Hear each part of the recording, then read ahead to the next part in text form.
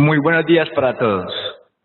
Siendo las 7 de la mañana, damos inicio al gran seminario del Departamento de Anestesiología y Reanimación de la Universidad de Antioquia.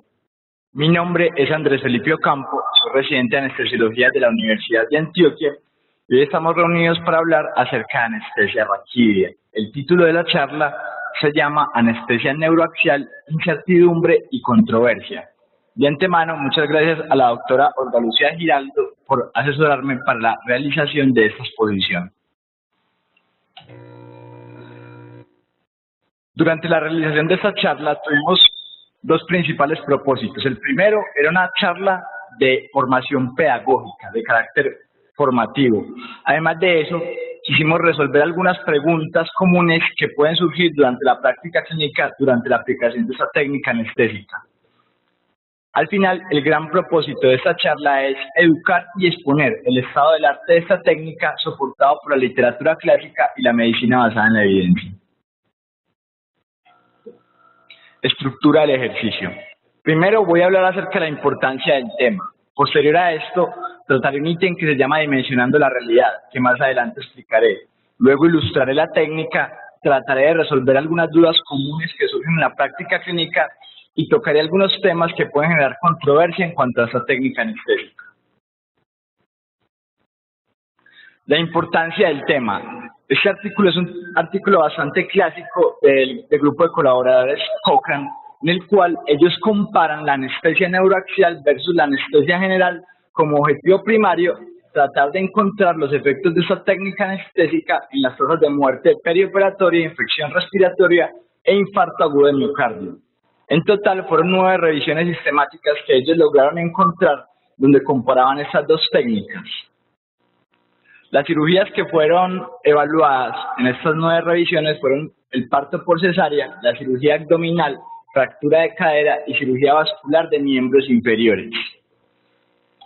La anestesia neuroaxial no solamente nos da ventajas analgésicas posoperatorias, sino que también es un gran campo de investigación en la anestesiología, debido a que mucho se ha investigado en cuanto a la comparación de diversas técnicas anestésicas contra esta.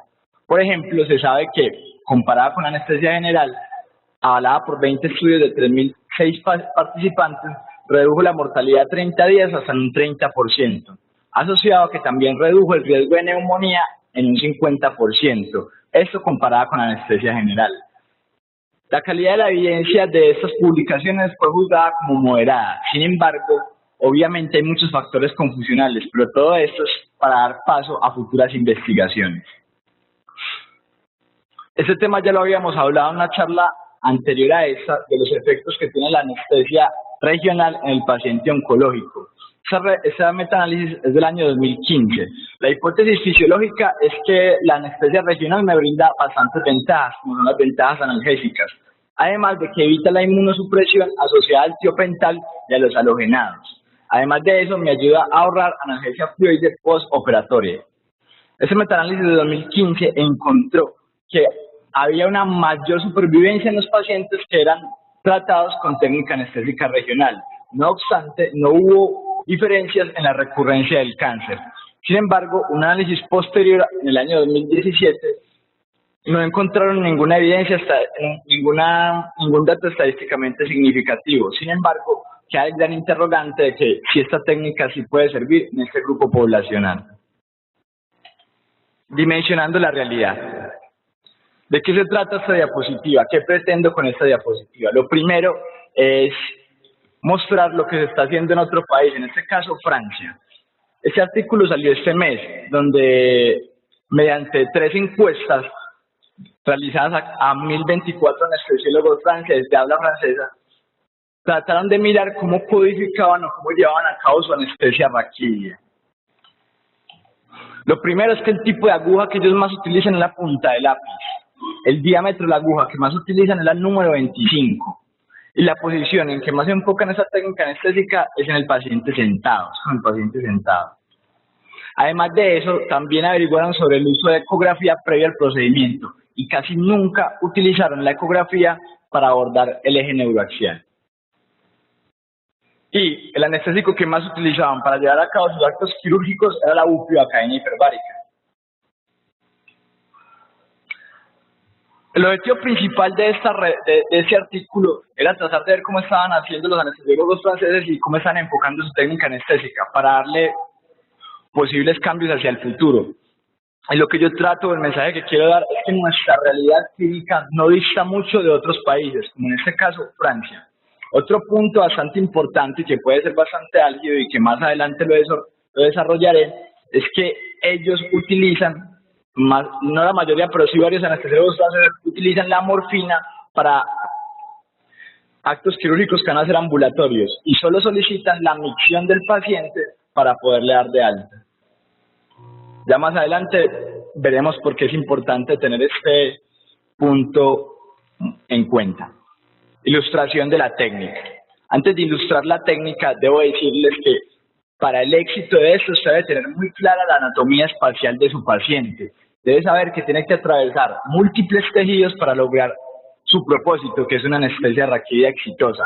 Lo primero que usted va a ver, antes debo aclarar que estas dos imágenes fueron dos imágenes compuestas que busqué en el libro de Varas, en ActToday. Lo primero entonces es la piel, como lo podemos ver ahí en el gráfico. Lo segundo es el tejido celular subcutáneo. Posterior a esto está el ligamento supraespinoso y entre las dos apófisis espinosas está el ligamento interespinoso. Posterior a este está el ligamento amarillo y de ahí el espacio epidural. Esa microfotografía electrónica me facilita mejor enseñarles esta parte. Luego el espacio epidural, en amarillo, vemos cómo se señala la dura madre.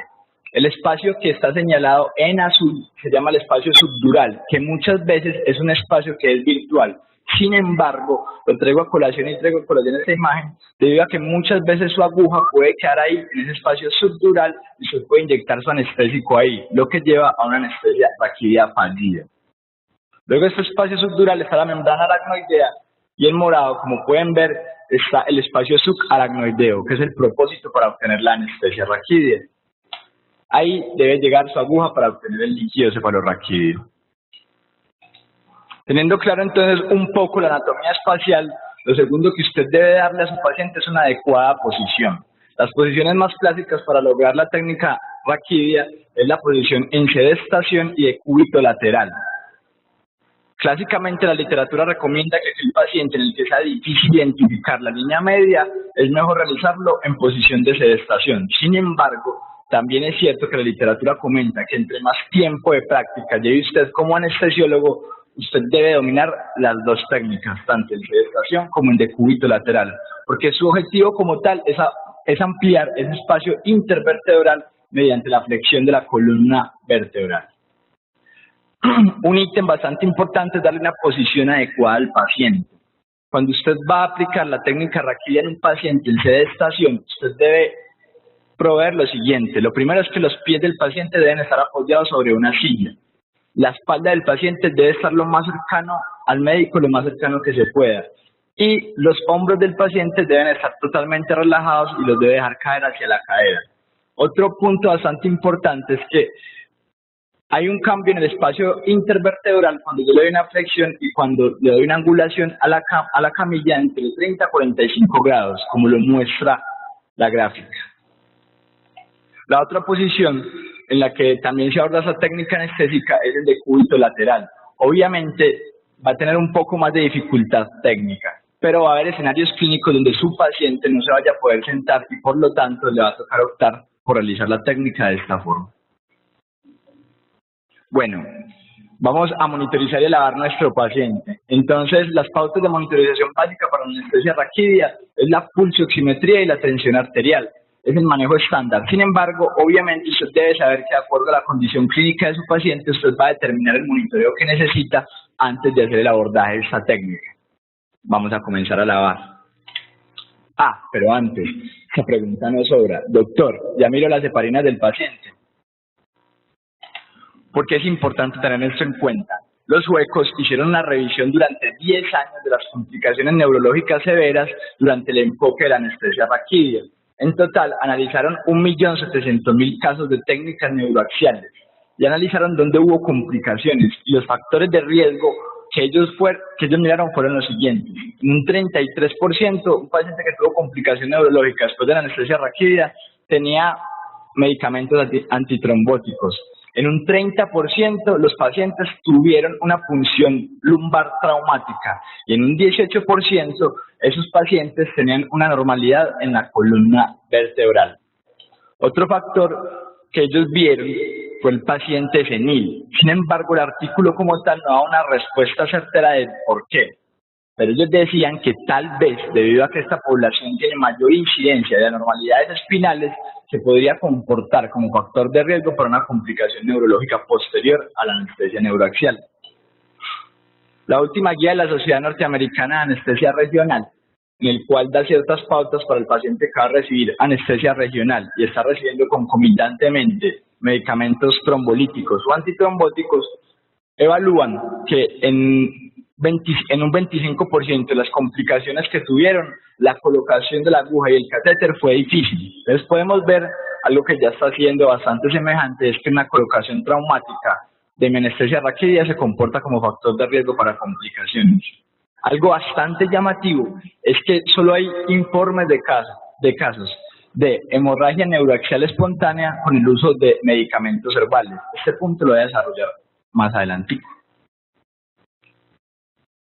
En términos prácticos, si su paciente está recibiendo warfarina, 5 días antes del procedimiento usted los debe suspender. Se evalúa el INR 1 a 2 días antes y si ese INR está mayor a 1.5, la guía recomienda que usted puede considerar dar una dosis única de vitamina K, 1 miligramo vía oral. Pero si el caso es que su paciente está recibiendo heparina no fraccionada a dosis de profilácticas menores a 15.000 unidades al día, usted debe esperar un tiempo antes de la punción de 6 horas y puede reiniciar el fármaco 1 hora después. Pero si está recibiendo heparina no fraccionada a dosis de tratamiento por vía subcutánea, usted debe esperar 12 horas antes de la punción y reiniciar el fármaco 1 hora después. En cuanto a las heparinas de bajo peso molecular, si usted lo está utilizando a dosis profilácticas, no cambia mucho. Tiempo antes de la punción debe ser 12 horas antes y puede reiniciar el fármaco 4 horas después. Pero si su paciente está recibiendo la heparina de bajo peso molecular a dosis de tratamiento, esa dosis de tratamiento está estandarizada por la guía como 1 miligramo por kilogramo cada 12 horas o 1.5 miligramos por kilogramo cada 24 horas. Usted debe esperar un tiempo antes de la punción de 24 horas y puede reiniciar el fármaco 4 horas después. Pero por si alguna casualidad su paciente recibe Spondaparinux a dosis de 2.5 miligramos al día, debe esperar un tiempo antes de la punción de 42 horas y puede reiniciar el fármaco 12 horas después.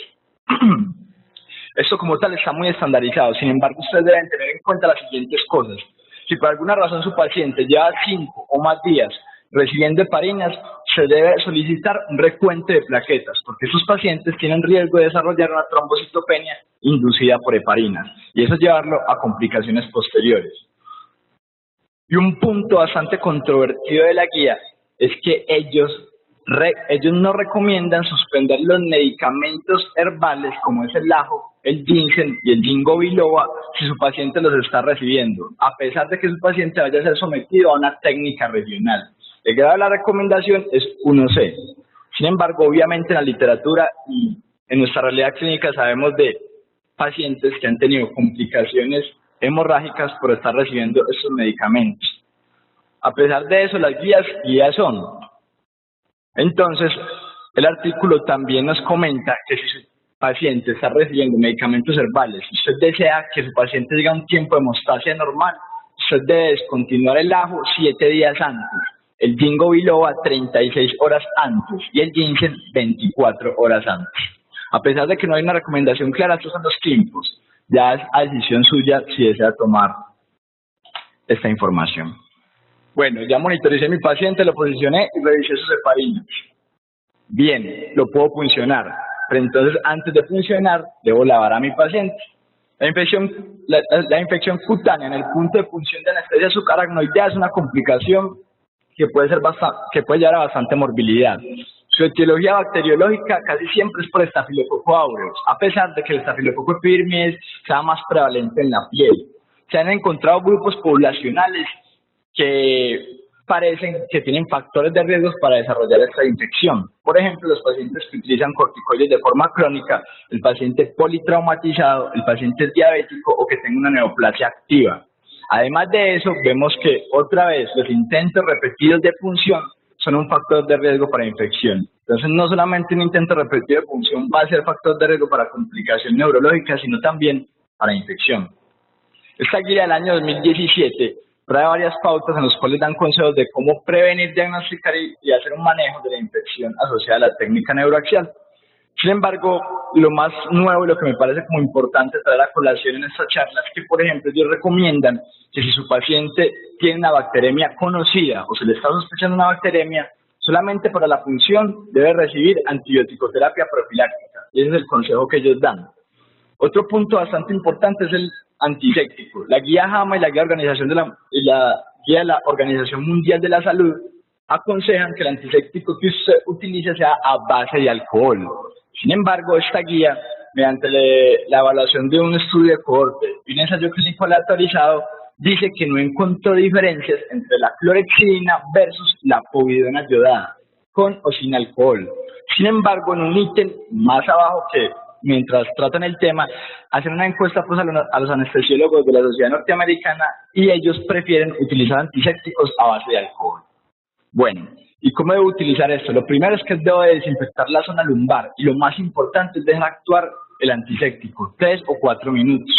Tiene una penetración en piel de 300 micras y debe tener muy en cuenta que después de 30 minutos de haber hecho usted la asepsia, el paciente tiene otra vez la zona lumbar colonizada en un 100%. No realizar más de 3 punciones es otra medida que usted debe realizar y se recomienda que se quite joyas, se haga un lavado adecuado de las manos, utilice guantes estériles, gorros y mascarilla.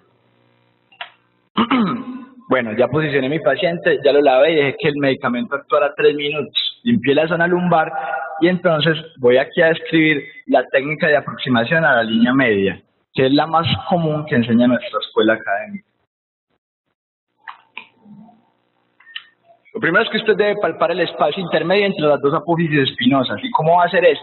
Se va a basar mediante la anatomía topográfica de la espalda del paciente. Como podemos ver, la línea amarilla se llama la línea de Tuffier, que nos marca los dos bordes de las crestas ilíacas. Aproximadamente, la intersección de esa línea usted va a encontrar el espacio lumbar entre el E4 y el E5. Obviamente no es tan exacto, pero esa es la anatomía topográfica por la cual usted debe regirse. Luego de que usted encuentre su espacio interespinoso, debe infiltrar el tejido subcutáneo con lidocaína desde la piel, tejido celular subcutáneo, ligamento supraespinoso y ligamento interespinoso. Luego que usted realice su anestesia local, debe insertar una aguja introductora. El introductor actualmente es aconsejado por la literatura si va a utilizar una aguja espinal de calibre mayor al 24. Debe insertar primero el introductor en el tercio inferior del espacio interespinoso en dirección cefálica. Debe tener en cuenta que con el introductor usted puede puncionar la dura madre.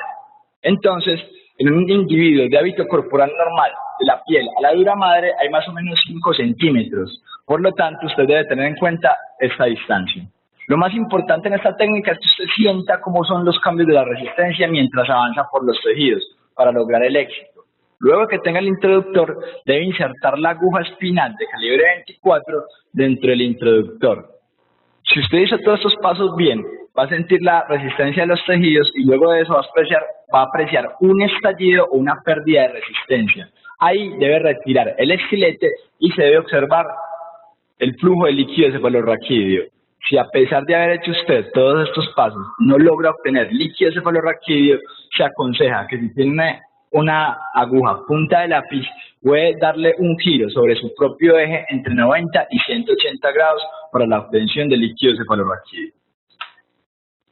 Luego que usted tenga el líquido cefalorraquídeo, debe inyectar su solución anestésica a una velocidad no mayor de 0.5 mililitros por segundo. Según los volúmenes que utilizamos en nuestra práctica clínica, que son de 2 centímetros a 3 centímetros, la velocidad de esa inyección está determinada entre unos 6 y unos 10 segundos. Obviamente, esta parte pues que muestra la gráfica, usted debe hacer una estabilización de la aguja con su mano no dominante, mientras con la mano dominante realiza la inyección del anestésico. Bueno, un escenario bastante común y sobre todo aquellos que estamos en formación, es que si chocamos, ¿qué hacemos? Realmente por experiencia personal, yo no tenía como un sistema o algo codificado para enfrentarme a este obstáculo. Sin embargo, la literatura le da unas pautas para poderse enfrentar a esto. Si usted choca, entonces, ¿qué debería hacer? Lo primero es que anote la profundidad a la que chocó. Retire la aguja y reinserte la aguja y la dirige ligeramente hacia cefálico. Si usted vuelve a chocar, pero se pone en contacto a una profundidad menor, probablemente esté chocando contra el proceso espinoso superior. Por lo tanto, debe dirigir su aguja hacia caudal. El segundo escenario es que choque, pero más profundo. Si choca si tiene contacto más profundo, es probable que esté chocando contra el proceso espinoso inferior. Por lo tanto, usted debe redirigir su aguja hacia cefálico. Y el otro escenario es que choque a la misma distancia. Lo más probable es que esté chocando contra la lámina vertebral y esté fuera de la línea media. Ahí se aconseja que repita otra vez todos los pasos que acabé de mencionar. Bueno, la punción fue difícil, pero ¿de quién fue culpa? Además de la inexperiencia, que ya se sabe que la inexperiencia es un factor de riesgo para tener una punción difícil. Pero ¿qué factores son inherentes en el paciente? ¿Será que es porque está muy gordito? ¿Será que es porque tiene la espalda bastante rara? Vamos a mirar por qué.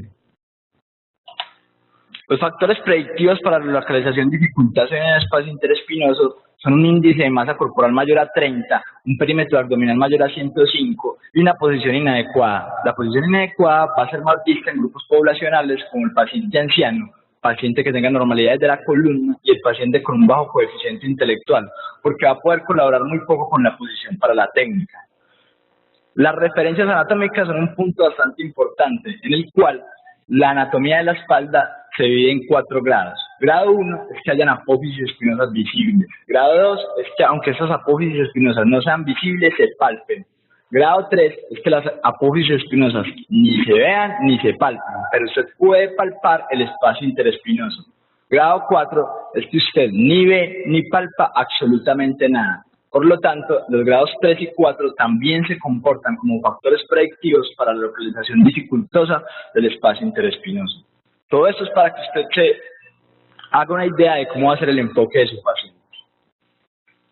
Pero entonces, ¿qué se realizó? Se le preguntó al anestesiólogo que qué le parecía, cuál era la impresión de los anestesiólogos, cuál era el factor del paciente que más podía predecir que iba a tener dificultad en la técnica.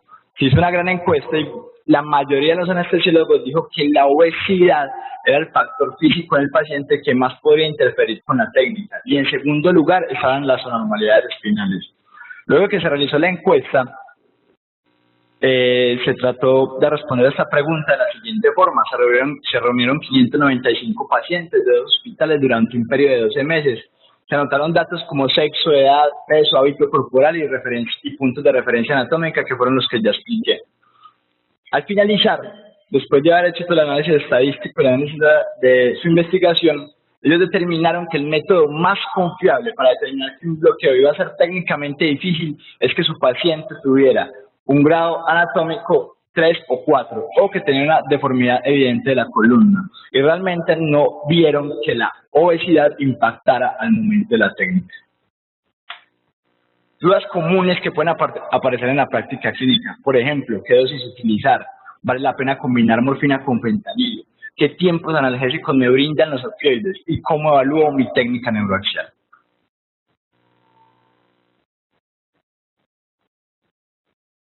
Lo primero es que debo decir que mi técnica es satisfactoria y está definido como la pérdida sensorial bilateral al hielo, 2 dermatomas cefálicos al nivel sensorial esperado para el acto quirúrgico. Y esto lo debo evaluar a minutos 2, 5 y 10. Es muy importante este punto de práctica porque falla en la técnica es no darle un tiempo de latencia clínico al anestésico y hacer una mala o una evaluación inadecuada de mi técnica requerida.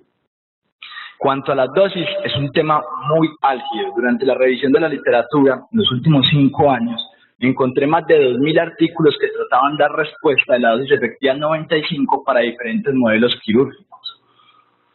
Debido a la gran heterogeneidad de la literatura en cuanto a este tema y que todavía está en boga la investigación, decidí remitirme a los textos de literatura clásica para poder responder esa pregunta de forma homogénea. En este caso me basé en el libro de Varas y en el libro de Miller.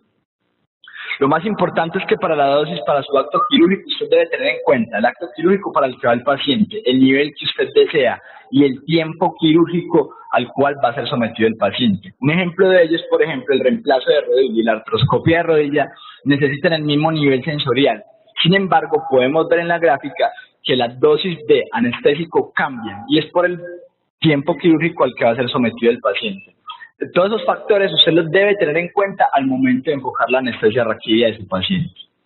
Cuando se comparan soluciones isobáricas e hipováricas, la dosis es el factor más fiable para la dispersión del anestésico local. Soy enfático en ello porque elegir una mala dosis es uno de los grandes factores de riesgo para que su técnica anestésica falle.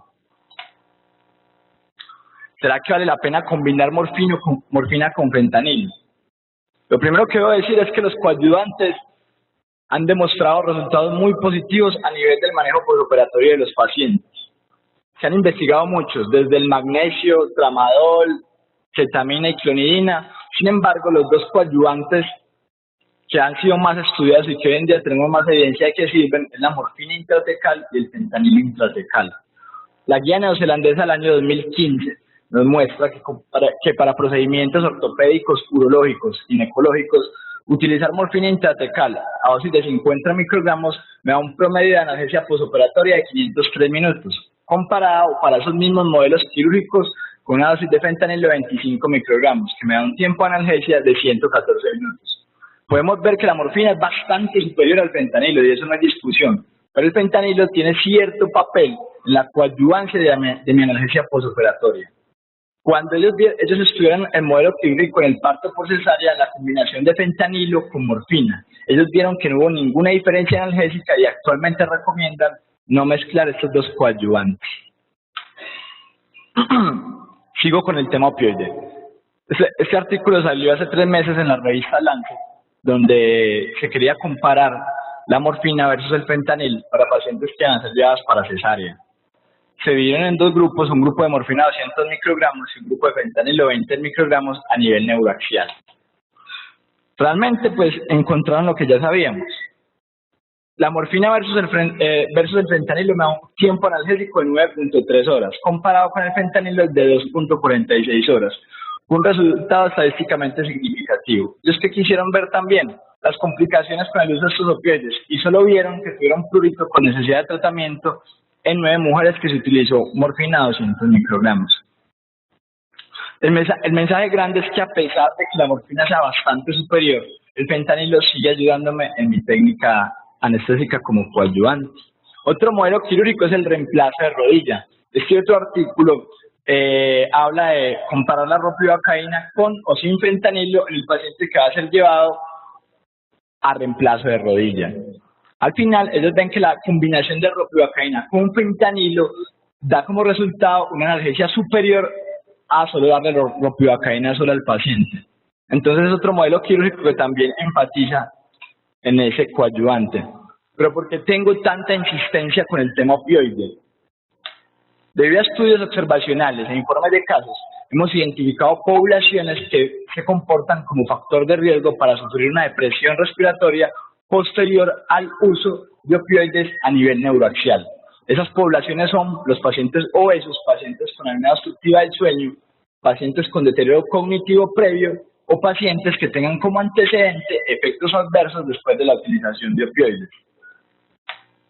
Esta guía que salió el año pasado, en el año 2017, esta guía norteamericana, nos da unas pautas para la prevención y la detección y el manejo de la depresión respiratoria asociada al uso de opioides neuroaxiales. Entonces, en resumidas cuentas, la guía lo principal que aconseja es que administre la dosis de opioides menor eficaz posible. Ellos dicen que una dosis baja de morfina es una dosis menor de 100 microgramos, y una dosis alta es una dosis mayor a 100 microgramos de morfina. Si usted identifica esa población donde usted cree que va a haber riesgo de que tenga una depresión respiratoria, prefiero utilizar mejor fentanilo a morfina, debido a que la farmacocinética de los opioides a nivel neuroaxial es única e impredecible. Entonces, las pautas de monitoreo, que es de pronto lo más controvertido que tiene esta guía, es que si usted utiliza fentanilo a nivel neuroaxial, debe monitorizar a su paciente durante los primeros 20 minutos. Luego de eso, una hora luego de eso una vez cada hora durante las siguientes 2 horas. Posterior a esas 2 horas, se puede remitir a su paciente a una sala general, si la condición de su paciente lo permite. Sin embargo, cuando dan las pautas de monitoreo en el paciente que se utilizó morfina intratecal, usted debe monitorizar al menos una vez cada hora por 12 horas y luego al menos una vez cada 2 horas durante las siguientes 12 horas. Es un monitoreo bastante estricto que se debe realizar después de las 24 horas de la administración de este medicamento. La verdad, para nuestra realidad clínica, la única sala en un hospital que nos brindaría este soporte tan estricto sería la UCE. Y llevar a todos los pacientes para UCE después de haber administrado morfina intratecal no parecería una conducta efectiva ni beneficiosa. Entonces, aquí traigo a colación lo de dimensionando la realidad. Cuando les mencioné que los franceses utilizan la morfina a nivel ambulatorio y solo exigen que el paciente tenga micción espontánea para dar el alta. Entonces, como lo he dicho ya, las guías son, y a su criterio clínico, que esta recomendación. Un poco de controversia, además de la que ya generé. Durante la búsqueda de la literatura, encontré este artículo colombiano del 2017, en el cual se medían los volúmenes residuales que quedaban de anestésico en las agujas. Ellos compararon la Spinocan, agujas espinales desechables y la aguja punta de lápiz, todas número 27. Analizaron 39 muestras en total y ellos vieron que el volumen residual que queda en las agujas, la menor aguja que queda con volumen residual es la punta de lápiz. Pero realmente esto sí tendrá un impacto clínico. El artículo no podía responder eso, obviamente. Sin embargo, quedan futuras investigaciones.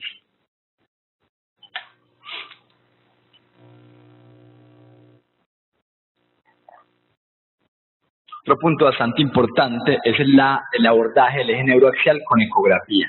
Para dar respuesta y exponer esta parte, me baso en la guía norteamericana del uso de ultrasonografía en el paciente que ha sido llevado a anestesia regional.